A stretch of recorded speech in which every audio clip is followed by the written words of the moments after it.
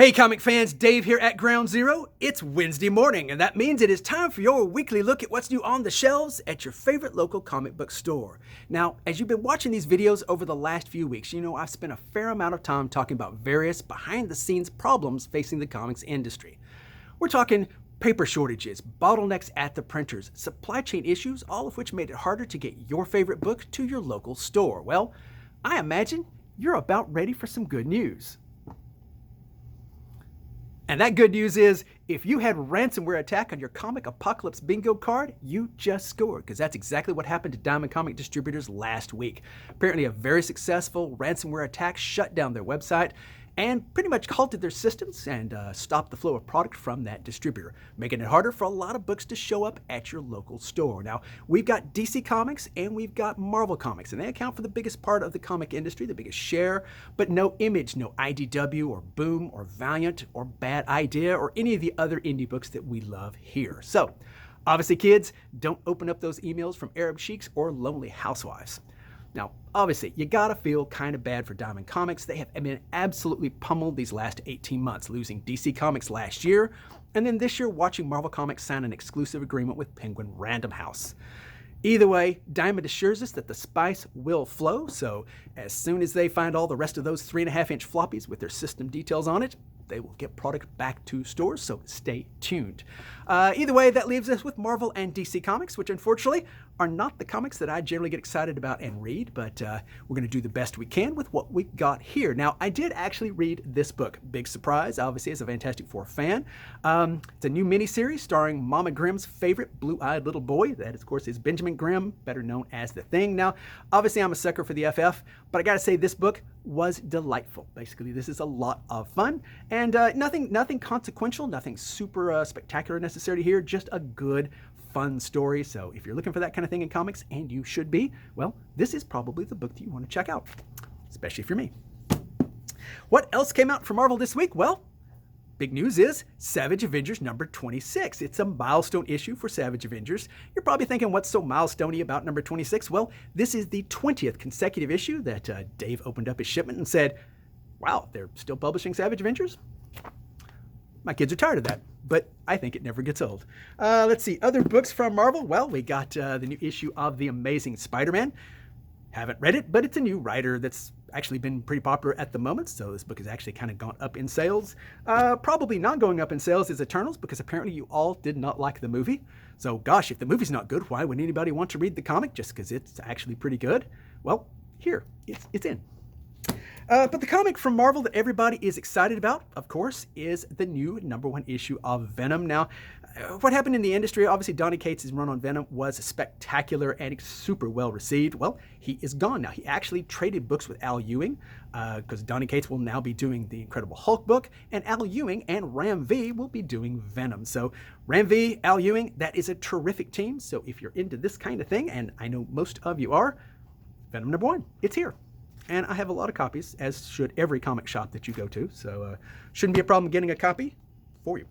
Over at DC, well, since we don't have a lot of indies to talk about, I guess I have to fill time talking about Batman. And luckily, Batman complies with lots of cool Batman books. We got Urban Legends number, whatever Urban Legends is up to. We also got Robin and Batman. I actually got kind of shorted on this book. I probably will have more copies coming before long, but so it probably will run out. Dustin Nguyen actually is a great little artist. This is one of those books, if there wasn't already 1,000 Batman-related books on the market, this would actually be a big deal. But there is 1,000 Batman-related books on the market, so it'll probably get ignored. But either way, it's here. It's actually not bad, and you should probably take a look. What else? Oh, yes, Batman the Imposter, Andrea Sorrentini. I liked this one. I know, surprise. It's a Batman book, and I actually kind of liked it. But that's mostly because I really like Sorrentini. I think this was pretty good, and I think you should too. And actually, the first issue, I was kind of worried that it would or would not sell. It sold really pretty well, so apparently other people liked this one too. What's the last book? Well, the last book from Batman, sort of, it's the last book that I'm going to talk about. There's several other Batman-related books on the shelves, but it's the last one I've got in my little stack here. It's called I Am Batman. Obviously, this is the Fox Batman. I like this one. This is better than most of the Batman titles, so, which probably means it doesn't sell as well as the others. But it's here, and let's face it, there's a whole lot of stuff that's not here, so you should just be glad that we get I Am Batman. Other DC books, well, yes, there are several. Action Comics takes Superman back to the war world, obviously taking off from the events of Superman Authority. I haven't read this one, but it's got a really cool red cover with lots of lightning, so that's cool. And Harley Quinn and Poison Ivy continue their assault on American family values. In this book, what is it called? The Eat, Bang, Kill Tour. So I didn't read this, but I scanned through it and caught a couple of the jokes. It's what it is. It's actually kind of fun if you aren't worried about American family values, because Harley and Poison make out a lot in the book. But either way, lots of crude jokes, and we all know how much you love those. And it's here because it's not an indie book. Last book from DC I'm going to talk about is Superman vs. Lobo. Honestly, I don't know why this book isn't selling better. This is just the second issue, so maybe people will all discover it now, but it didn't exactly jump out of the gate, and it really should. It's Tim Seeley writing it. It is an absolutely nonsensical story, and I mean that in a reverent, respective, fun way, because it was nonsensical. It's wild, weird, fun, and why don't you want more of this, people? Because honestly, this is about the best you're going to get from DC, I think. So, trades. Well, obviously, normally this is where I would talk about independence, but oh wait, no independence, because, the apocalypse. So instead, I will talk about what little we've got in the way of trades, and that's going to be this book, Incredible Hulk. This is the first 10 issues of Hulk.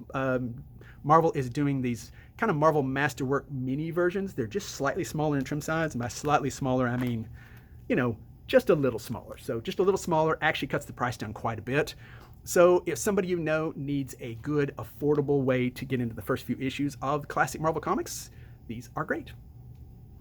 They have my stamp of approval. I think they should do more of these, and surprise, they're going to. Obviously, they heard my prayers. Conan the Barbarian, we have a new trade from them. I like Conan the Barbarian, but let's face it, this is not a book I would talk about at all if we were not short on books this week and if we had indie publishers. But we don't. So here it is, Conan the Barbarian. It's Jim Zub's run, I think. Yes, it is Jim Zub's run, and apparently people like this one fine. And it's here. One more book that I will talk about, because, our shelves aren't exactly empty over there. DC Marvel, they account for a fair amount of books, but books that I really feel motivated to talk about, not so much. But the Star Wars Boba Fett, this isn't exactly it's not an epic collection, but it's thick and kind of expensive, and it gives you a whole heaping dose of Boba Fett. So if you have been hankering for a whole heaping dose of Boba Fett, congratulations, it's here. And indie graphic novels. I would love to talk about indie graphic novels, but we don't have them because of the comic apocalypse. Well, folks, that's it. On the plus side, hey, we're here under 10 minutes long because less stuff to talk about, certainly less stuff that interested me, but either way, we hope you have a great week. Go ahead and visit your comic shop anyway, because they do have Marvel and they do have DC Comics, and let's face it, they're still comic books. So remember, as always, it's not about having what you want. It is about having a really good virus protection program on your computer, and hopefully no ransomware attacks in your future. Folks, we love you. Stay safe and have a great week.